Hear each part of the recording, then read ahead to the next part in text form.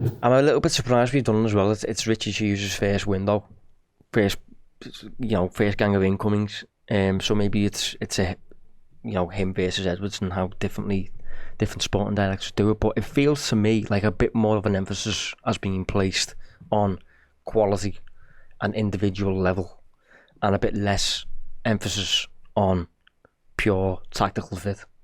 Because it feels like we've signed in isolation a really good left back, a really dangerous right back, a belter number 10, a boss number 9, two off, and an up and coming number 9 as well. But like all together in the same recipe, you've got a few issues there. Like I was a bit surprised we did play in fullbacks, to be honest.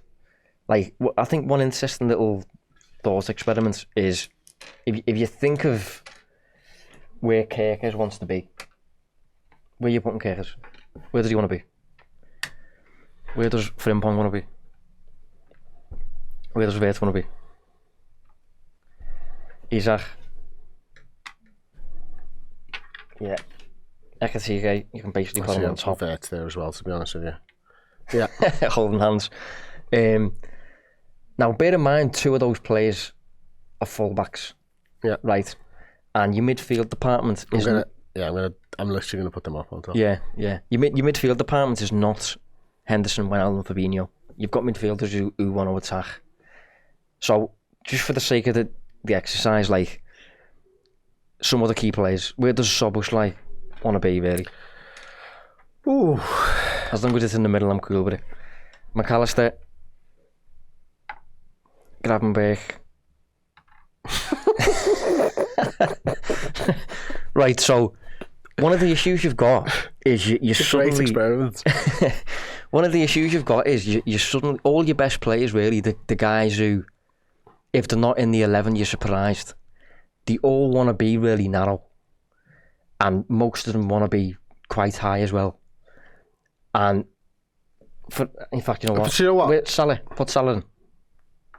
Exactly. So Salah is your one guaranteed starter, maybe, who... Can we change Ekatike to Gakpo for the sake of the start 11? Go on. There's the same place. Yeah. But, yeah. They're there. But it's a mad... It's a bit of a mad squad makeup at the moment because we've got a lot of quality. we've got a lot of quality, but there's the harmony isn't really there. If you're thinking of it as a recipe or pieces of a puzzle, it's not quite perfect. It's not quite in sync, and I think the issues is like Frimpong. You could argue, to be fair, is not necessarily a starter. So if we get rid of him, Kerkers is. But he's not like a key player. But he's not. He's not even there. No, he's there. Yeah, he's here at the moment, because it's. But Kerkers, to be fair, though, was not like a key player. I think if you think of key players, that's what it looks like. Maybe you could do Gravenberch a little bit deeper, but it's all there. It's all very narrow, and to get your width, you are talking Kerkers and Frimpong, but then who defends? So there's a lot of like players. I like the idea of players running on autopilot and just doing what they would ordinarily do without being instructed. And Kerkers is not playing like that because he's having to do a lot of that. Frimpong is not because he's not playing as a wing back. Last night he plays as a forward. I think Vert is kind of trying to, but it's not really working very well. So there's a lot of computing things going on. There's a lot to think about. People, and a lot to think about. You liken it to autopilot there. I always sort of think if you're thinking, you're behind. If you've had to stop and think about something, player's gone, or something's happened. You know what I mean? So it's another way of looking at it. But I think one more thing before we sort of wrap up. If we broke it down into 3 areas of the team, what are you most concerned about right now? What's not working the most? I think the lack of harmony on the ball in possession with players thinking and occupying slightly unfamiliar spots, and they're not really at home, they're not really in sync, they're not singing from the same hymn sheet and stuff like that. I think that is leading to the losses of the ball and things like that. And I think on the back of that, then you've got some players who are just, I'm not sure the safety net has been in place. The safety net was in place against Burnley and against Arsenal, and I think you could argue there are two best performances. But it's really difficult. It's kind of like a chicken and egg question. What do you put first, the attack or the defence, the in possession stuff or the out of possession stuff? I think they're both messy, but which is impacting? If you get one right, what follows? Do you get what I mean? Would you stand on that? For me, I think you have to get the out of possession stuff right first, because I think it puts too much pressure on the in possession to get it absolutely spot on. And what I mean by that is you were almost thinking, I can't lose the ball here because I don't know what's behind me anymore. And I think that has a real knock-on effect. I think Arsenal, a great example of this, you can nick a goal. Yeah. Like, I'm okay with it taking time for the forward players to work out. I think that will come. Teams are sitting in, 5 at the back, 4 in front of them, very, very difficult, not a lot of space. A moment we'll score a goal, but we're giving too many moments to the other team. We're giving too many opportunities for the fans to get involved in other stadiums. Crystal Palace is a classic example. That stadium looked like it was going to explode. They were so excited with how their team was doing, and it's based off chance after chance after chance. And you keep conceding those chances, man. I think it puts pressure on the attacking players, and I think it makes it really difficult. We've got 2 of the best defenders in the world, whether you think Kanate is in form or not, right? And I don't think he's in form. I think he's had a shocking couple of games. But like, they're getting at our centre backs very, very easily, teams at the moment, and that for me is a major concern. And I think that's why he's changed around the midfield. I think that's why Jones was brought in. I think McAllister's form's not been great. Gravenberch, I don't think, is cutting up play in quite the same way as he was last season, although on the ball I think he's been fine. Wirtz is not really doing anything positive, attacking or defending at the moment. Szoboszlai's in form, but he's just being moved all over the place, and you're not getting any sort of consistency with him.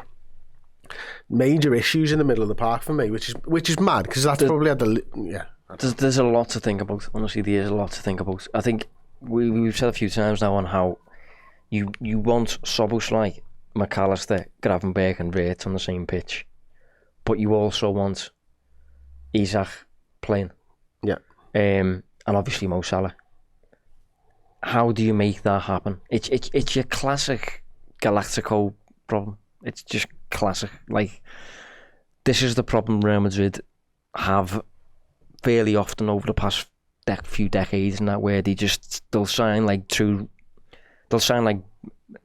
Beckham, and they've already got Figo in the same position, and they're just like, but you're the manager, mate. Yeah. And you're getting paid to sort this out, and the idea is they just find a way. Vinicius, Mbappe, another example. Yeah. I think with Liverpool at the moment,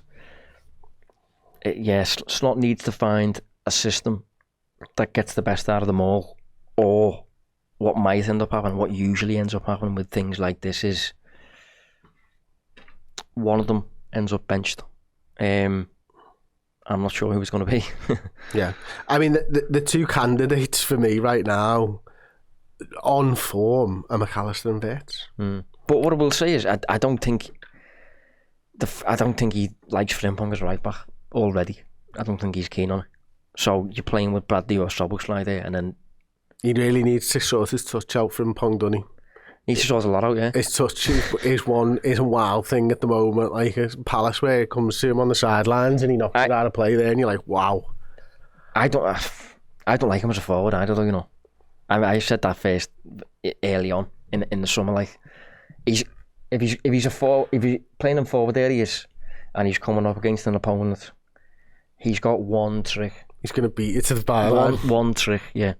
Yeah. And I don't mind that. No, it's healthy at times, but once he's done it twice and it hasn't worked either time, then his angle's a bit off. He starts just passing it backwards, and There's a lot to think about. Yeah, and it's down to the manager, and it's down to his new coaching staff. Obviously, Gio Van Bronckhorst, we don't know what that has done in the back end of things as well. Obviously, Johnny Heitinger's not exactly pulling up trees with Ajax at the moment. I don't think he's won a game in charge. Can I just say, I don't think he's lost either. Can I just say, I think if you could do this, I think it would work pretty well, right? If you could do Gravenberch, McAllister, Szoboszlai, Wirtz, Gakpo, Salah. And that's how I thought it was going to work. But your problem is... You bought two strikers. You bought two belter strikers that have to play. So that takes Wirtz away from the left. It puts him in the 10. It puts Szoboszlai at right back. Some curious decisions in there, to be honest. Yeah. I suppose this is where, like, it's too early for all of this chat, like, but you do wonder, like, how much did the manager want all of these things? Yeah, and how much were just given to him, and he's the coach, so I've got you all these players, and it's like, that's great. These are fantastic footballers. I've not really considered how I'm going to get the best out of all of these. Yeah. I saw a quote, I can't remember who said it. I don't know if it was an actual Richard Hughes quote or some sporting director said it, but he basically said, it's my job to give the manager the best possible squad that I can give him. It's his job to then just use it. It's not my problem. Do you get what I mean?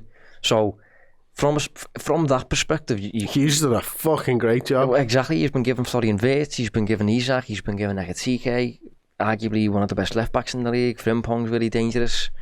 But if you're down the slot, you're like, right, okay. Do you know what I mean? Yeah. It's not simple. Yeah, you're looking at it last season, you go, he's a bit more pragmatic than Jaeger, isn't he? And he wants to just be a little bit more conservative and doesn't want people to take risky passes.